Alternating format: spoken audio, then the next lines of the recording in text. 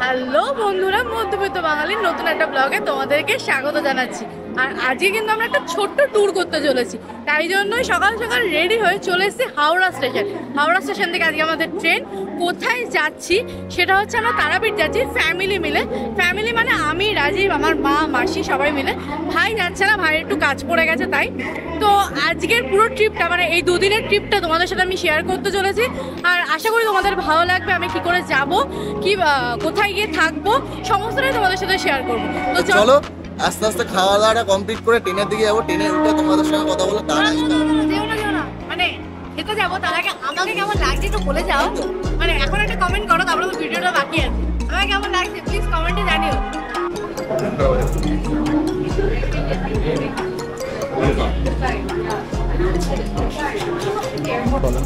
সকালবেলার first breakfast শুরু হচ্ছে দিয়ে ধোসা দিয়ে, ট্রিপের ফার্স্ট খাওয়া। তো চলো এখন হাওড়া স্টেশনে আছি, ট্রেনের দিকে যাচ্ছি ট্রেনটা ধরার জন্য। চলো। তো আমরা তো প্ল্যাটফর্মে এসে দাঁড়িয়ে রয়েছি, কিন্তু ট্রেন এখনো প্ল্যাটফর্মে দেয়নি। ট্রেনের টাইম হয়ে গেছে, ট্রেনের টাইম 11:50। হ্যাঁ, 11:50 ট্রেনের টাইম, কিন্তু ট্রেন এখনো পর্যন্ত প্ল্যাটফর্মে আসেনি। তোমরা দেখতেই পাচ্ছ ফাঁকা, এখানেই দেবে ট্রেনটা, এই প্ল্যাটফর্মে 7 নম্বরে। তো ট্রেন আসার অপেক্ষায় রয়েছি, দাঁড়িয়ে রয়েছি। তো দাঁড়িয়ে থাকি, এখন ট্রেন কখন ঢুকে দেখা যাক। তো ট্রেন আসলে ট্রেনে উঠবো, তারপরে তো যাওয়ার অপেক্ষা। চলো। আর এই যে ফ্যামিলি তো ট্রেন আগের বার আমরা গেছিলাম ঠিক 6 মাস আগে, তখন আমরা এসে ট্রেনের সামনে দাঁড়িয়ে থেকে ট্রেন খুঁজে পাচ্ছিলাম না। আর এবার আমরা ট্রেনের আগে এসে দাঁড়িয়ে রয়েছি, ট্রেনের পাত্তা নেই। কিন্তু ট্রেনের টাইম হয়ে গেছে, লেট হওয়ার কথা না, কিন্তু যাই হোক একটু লেট হচ্ছে। আর এই যে পেছনে মাসি আছে, এই যে মা, মাসি, আর আরেকবার দেখিয়ে দিচ্ছি এই যে রাজি। তো আমরা এই 4 জনে মিলে ট্যুর করছি। আজকের ট্যুরটা মানে আমি খুব এক্সাইটেড, কারণ অনেকদিন পরে আবার ঠাকুরের কাছে মানে পুজো দিতে যেতে পারছি মার কাছে। কারণ অনেকদিন ধরে ইচ্ছে করছিল যে যাই গিয়ে পুজো দিয়ে আসি। তো যাই হোক, ট্রেনটা আসুক, তারপরে কথা হচ্ছে তোমাদের সাথে।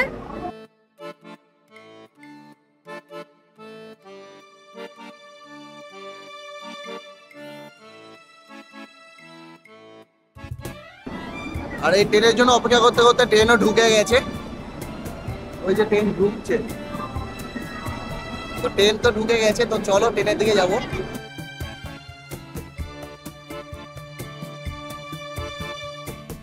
অনেক দেরি করে ট্রেনটা এলো, তো ট্রেনে উঠে পড়েছি, দিয়ে এখন ভেতরে সেটেল ডাউন হবো। আর আমাদের ট্রেনটা হচ্ছে হাওড়া রামপুরহাট এক্সপ্রেস।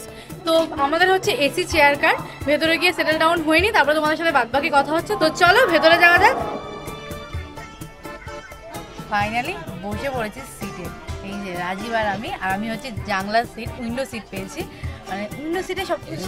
এই সিটটা আমার ছিল, এই জানলার দ্বারা সিটটা আমার ছিল, ও নিয়ে নিয়েছে। হ্যাঁ না গো, এবার নাম লেখা আছে সিটে? হ্যাঁ আছে, আছে, চাটে লেখা আছে। চাটে লেখা আছে। যাই হোক, তো তুমি আর আমি কি আলাদা নেই, তাই জন্য আমি সিটটা নিয়ে নিয়েছি। কারণ আমার কোনো দূরে ট্রাভেল করার সময় বাইরের সিন দেখতে দেখতে যেতে আমার খুব ভালো লাগে, তাই জন্য আমি এই সিটটা নিয়েছি। ওইদিকে হচ্ছে মা, মাসি, ওরা সবাই বসেছে, আর এদিকে হচ্ছে আমরা বসেছি। তো ট্রেনটা এখনো শুরু হয়নি, চলা শুরু হোক, তাই তো? তারপরে তো দেখাবো সমস্ত কিছু।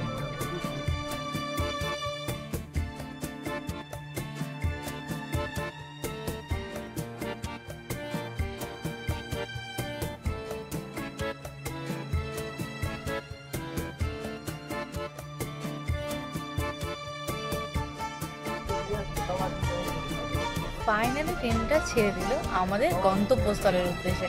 দুর্গা দুর্গা বলে বেরিয়েই বললাম, বাঙালি তো কোথাও বেরোনোর আগে দুর্গা দুর্গা তো বলতেই হবে। আর চলো আমরা মায়ের কাছে যাই, মায়ের দর্শনে তোমাদেরকেও সাথে নিয়ে যাবো।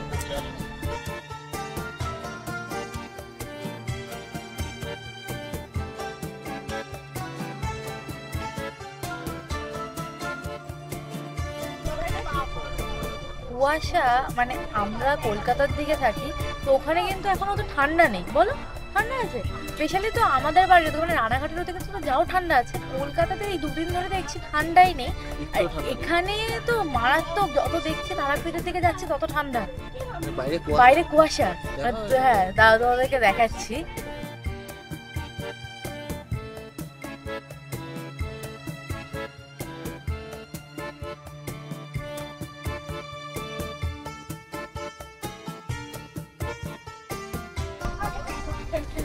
দেখতে সুন্দর লাগছে, কিন্তু ট্রেন থেকে নামার পরে যে কি অবস্থা হবে সেটা আমি বুঝতে পারছি। তার মধ্যে ঠান্ডায় জমে যাচ্ছে, এসি চলছে নাকি? হ্যাঁ, ভেতরে এসি চলছে। আমার অতটা ঠান্ডা লাগছে না, মোটা একটা জ্যাকেট পরে আছে। তো মানে কোনো লজিক নেই, এত মোটা একটা সোয়েটার পরা পরে বলছে আমার ঠান্ডা লাগছে না। আর আমি তো একদম পাতলা একটা জামা পরে বসে রয়েছি। আমি সোয়েটার নিয়ে এসেছি বাট পরিনি, ভেবেছিলাম ঠান্ডা লাগবে না।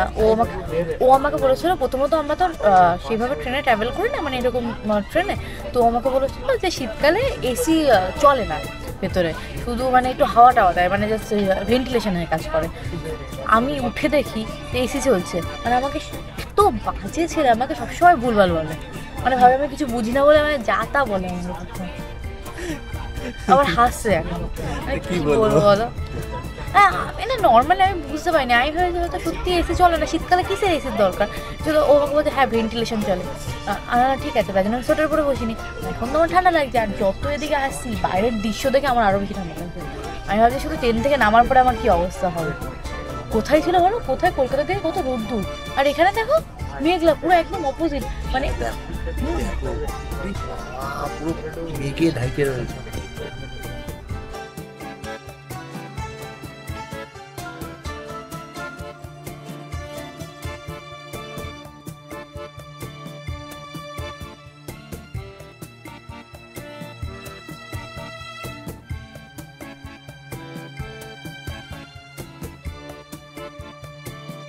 মানে আমরা কিন্তু এখনো গন্তব্যে আসিনি, কিন্তু আমরা স্টেশনে নেমেছি একটুখানি রিল্যাক্সমেন্টের জন্য। ভাবলাম না আমি ট্রেন,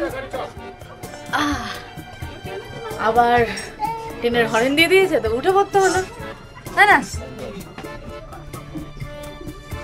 একটু বাইরে গেছিলাম ওয়েদারটা দেখার জন্য, মানে তোমাদের দেখাচ্ছিলাম যে কুয়াশা, কিরম কুয়াশা বাইরে দেখা যাচ্ছিল, তো সেই জন্য একটু স্টেশনে নেমে দেখতে গেছিলাম যে সত্যিই ঠান্ডা লাগছে কিনা বাইরে। কিন্তু না, বাইরে অতটা ঠান্ডা লাগছে না। নেমেছিলাম গুসকারা স্টেশনে, গরম লাগবে সেটাই, আমি সেটাই দেখলাম। মানে বাইরে কুয়াশা রয়েছে কিন্তু গরম রয়েছে বাইরে, এখন মেঘ করে রয়েছে, যেহেতু মেঘ করে থাকলে নর্মালি জানো, তাই তো, মেঘ করে থাকলে একটু গরম লাগে। আর আমি যেই নেমেছি প্রথমে নামতে চাইছিলাম না, আমি ভাবলাম ট্রেনটা ছেড়ে দেবে, তারপর আমার বলছে এমন আমার ট্রেন ছাড়বে না, তারপরে যেই না আমার সঙ্গে সঙ্গে ছেড়ে দিয়েছে, সঙ্গে সঙ্গে ফান দিচ্ছে। এবার ফট করে কথা বলতে বলতে উঠে পড়েছি, আবার উঠে পড়েছি ট্রেনে। আমরা ছেড়ে দিলে সোনারি গৌর আর তো পাবো না, বাউল গান শোনো না না না ছেড়ে রাজীবের ফেরবে, একদম রাজীব আমার জায়গাটা দখল করে দিয়েছে আগে এসে। রাখি ছেড়ে দেব না, ছেড়ে দেব,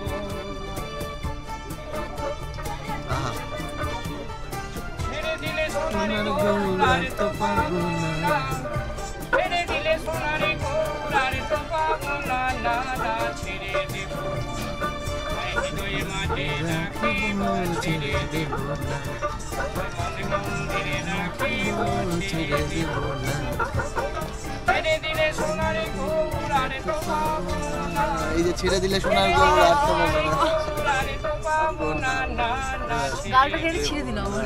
তোমায় হৃদয়ে যে রাখিব ছেড়ে দেব না। মাঝে রাখিব ছেড়ে দেব।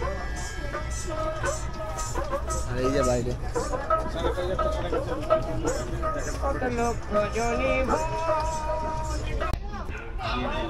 ফাইনালি গন্তব্যস্থলে পৌঁছে গেলাম, মানে এখনো যাইনি, রামপুরহাট ঢুকছে, এক্ষুনি নেমে যাব।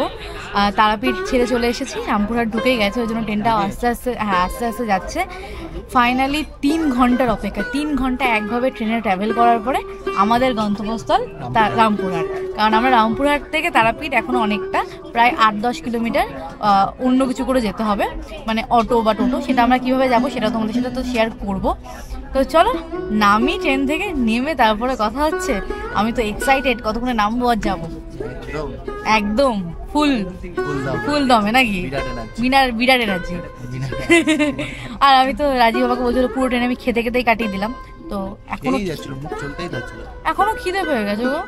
সকালবেলা খেয়েছি, মানে সকালবেলায় ধোসা খেয়েছি, তারপরে কিছু খাইনি, এখন বিকেল 4টে বাজবে। ওটাতে পেট ভরে? আমার পেট ভরে না, আমার একটুখানি, ও আমাকে বলে তুমি খেয়ে বেলুন হয়ে যাচ্ছে, বলে কিছু আমার করার নেই, আমি ভাই ফুড লাভার, আমি খেতে ভালোবাসি। রামপুরহাট ঢুকে গেছে, হ্যাঁ রামপুরহাট ঢুকে গেছে, চলো চলো নামতে হবে, নেমে নিয়ে কথা হচ্ছে।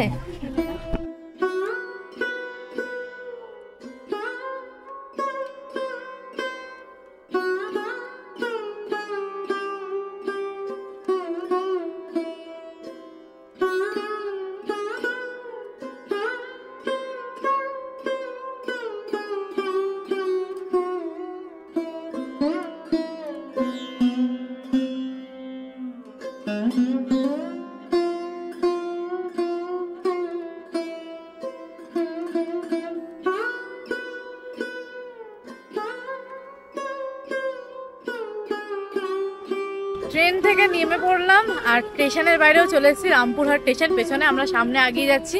এখন আমরা অটো ধরবো, অটোই ধরবো, ধরে আমরা যাব তারাপীঠ, যেখানে মন্দিরের কাছে হোটেলে আমরা থাকবো, দিয়ে পুজো দেবো, ঘুরবো, তোমাদের সমস্ত এটা দেখাবো।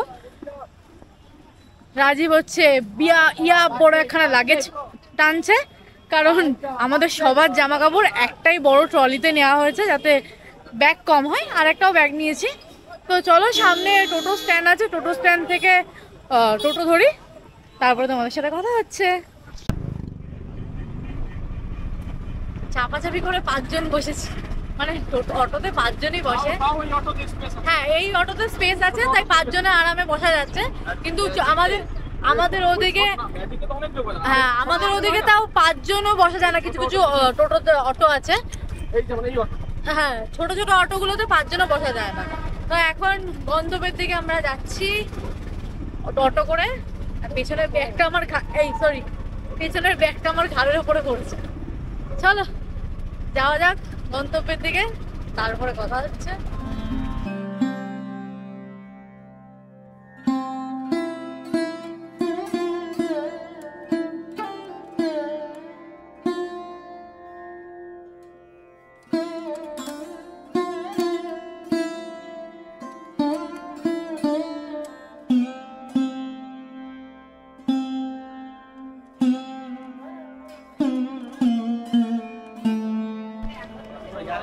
অটো থেকে নেমে পড়েছি আর এখন হাঁটা দিয়েছি হচ্ছে হোটেলের উদ্দেশ্যে। হোটেল আগে থেকেই বুক করা আছে, কারণ এখানে একটা হোটেল আছে, ওখানেই আমরা এসে থাকি। তো ওখানে বলা আছে আগে থেকে ফোন করে। এখন শুধু হোটেলের উদ্দেশ্যে যাচ্ছে, আর হোটেলটা হচ্ছে একদম মন্দিরের পাশে, মন্দিরের খুব কাছে। আর একদম রাজীব তো দুনিয়ার ব্যাগ হাতে নিয়েছে, এক হাতে জলের বোতল। মনে হচ্ছে আমরা মানে এখানে জলের বোতল পাওয়া যায় না, তো আমরা একদম জল টেনে নিয়ে এসেছি হাওড়া থেকে, তাই তো? হাওড়া থেকে আমরা এক ব্যাগ মানে হচ্ছে 1 প্যাকেট জল নিয়ে এসেছি। আমাদের মনে হচ্ছে এখানে জল পাওয়া যায় না, তাই এরকম ব্যাপার। তো চলো হোটেলের দিকে যাই, গিয়ে ফ্রেশন আপ হতে হবে, কারণ এতটা রাস্তা এসেছি, হাঁপিয়েও গেছি, টায়ার্ড হয়ে গেছি। আমি তো অটোতে আস্তে আস্তে ঘুমিয়েও পড়েছিলাম হাওয়াতে। তো হোটেলে গিয়ে ফ্রেশ হয়ে তারপরে তোমাদের সাথে বাদ বাকিটা শেয়ার করব। তো এই ভিডিওটা এখানেই এন্ড করছি, নেক্সট ভিডিও পরের পার্টে চলে আসবে। তো চলো দেখা হবে পরের পার্টে, ততক্ষণের জন্য টাটা। ভালো লাগলে লাইক কমেন্ট শেয়ার করো আর সাবস্ক্রাইব করে নিন। টাটা।